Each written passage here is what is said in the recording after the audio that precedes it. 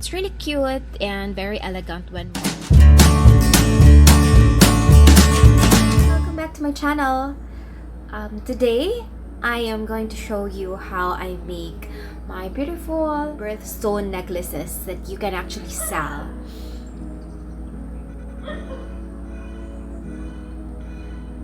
Yeah, so I'm just going to use the very basic techniques again in jewelry making. So without further ado, here we go.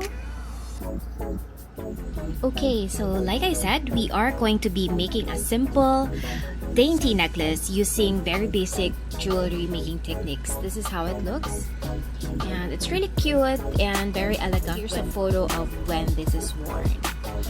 Okay, so materials that we're going to use, of course, we have a necklace. This is stainless steel, coated or electroplated with gold color.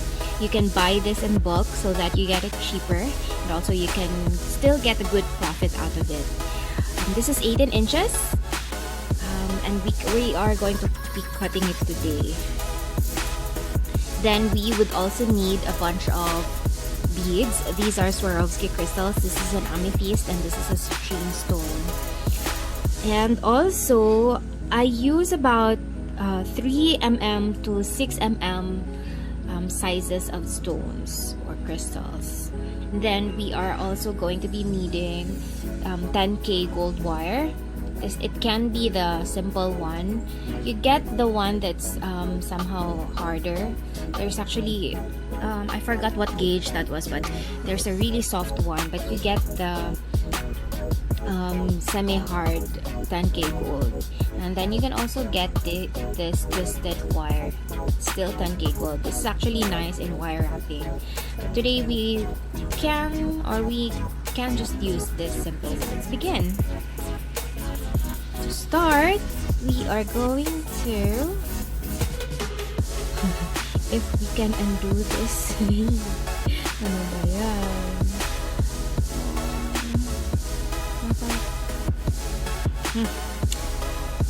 Yan. There. We are going to lock this necklace. Okay, because we need to find the center. Okay, here. Then measure about an inch. So I like making my necklaces very adjustable. Bakit very? I like making adjustable necklaces. So we are going to take off 2 inches from this. This way, because this is 18, right? So take off 2 inches. Of course, you have 16. And don't worry, we're still going to use this. I-reserve lang natin for later. So cut, then cut as well here. Okay, so reserve for later. So sa taas atas ayan. Sa taas, I cannot speak. It's late at night. Okay, so set this aside. We are going to take our 10K gold wire, and I've already made some we can use, but I want to show you how it's really done or how I do it. So very basic technique. We string, and then we create a loop. So maliit lang. Since this is hard, it won't be undone even if it's just a loop na ganito lang. So we are going to create an eye pin. There. Then secure that, and then of course, if you wanna see the very basic techniques or how I do this loop, you can watch the previous videos I have. You can link the links at the description box. Okay, so here bend, and then sorry. Okay, cut. Okay, careful. And then we're going to make a loop again.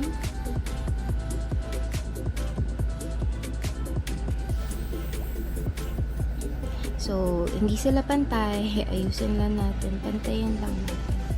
Sorry. I'm getting out of the camera. Hindi ko kasi makita. I'm so sorry. Yeah. Still not pantay. We have to adjust this.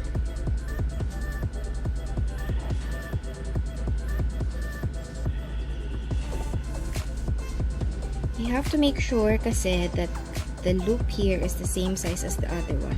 Otherwise, it's not gonna look professionally done. Next. Hindi yung mabebenta ng maayos. That's it. Ang pangit siya tingnan. Sorry, ayan. Okay. So, from here, ayusin lang natin to make sure na it's really flat or yeah, so that when you tie it to the necklace, it looks really nice.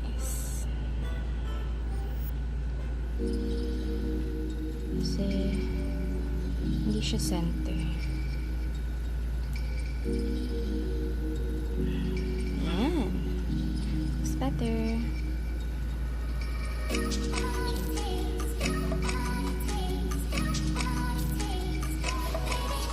There you go. Yeah, so you need to have something like that. Okay, so now what we're going to do is attach this where you cut kanina sa necklace. Okay, the reason why we use this small or thin of a wire is because the links in the chain or the necklace is really small. So they have to make sure that whatever material you use, it will actually fit.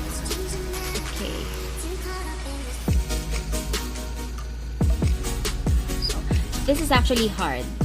You can't use your hands. The wire, I mean, is really hard. So you really have to use your pliers.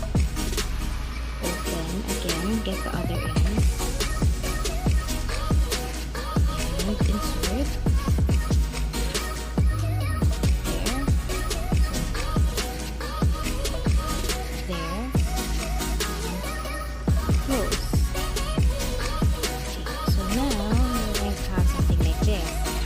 Diba, earlier we cut this, so this is just 16 inches.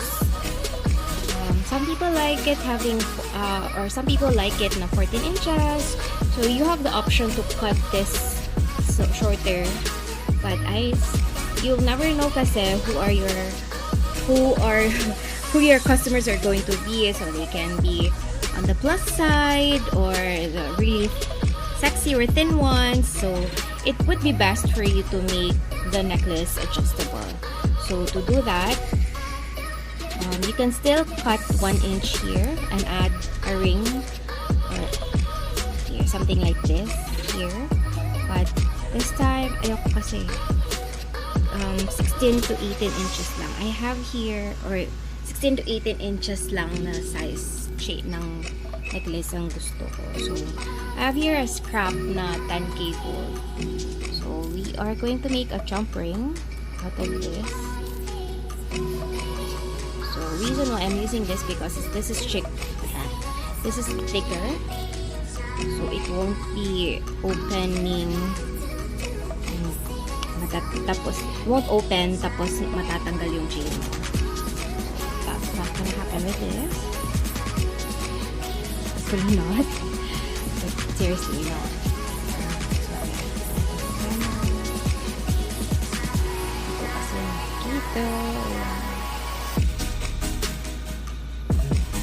So obviously I'm so not used to this, but yeah, we are going to open that. Set this aside. We are going to open this because may opening to it. Normally you use another pliers on this end, but I control it now. But because this is soft, I usually just use my hands. But for harder ones, you use your pliers. There. Yeah. Hold it right there. Hold it here. Open.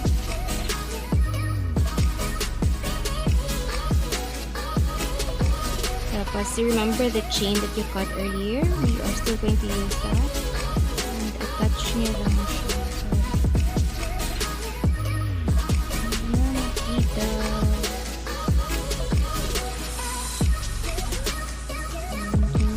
So,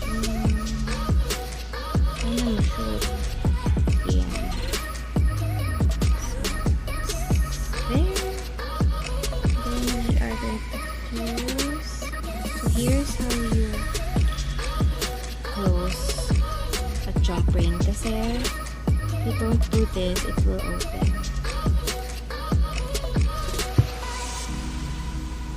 Has to really close. Yeah, so there, and now we are going to take the other jump ring that we made and then put this.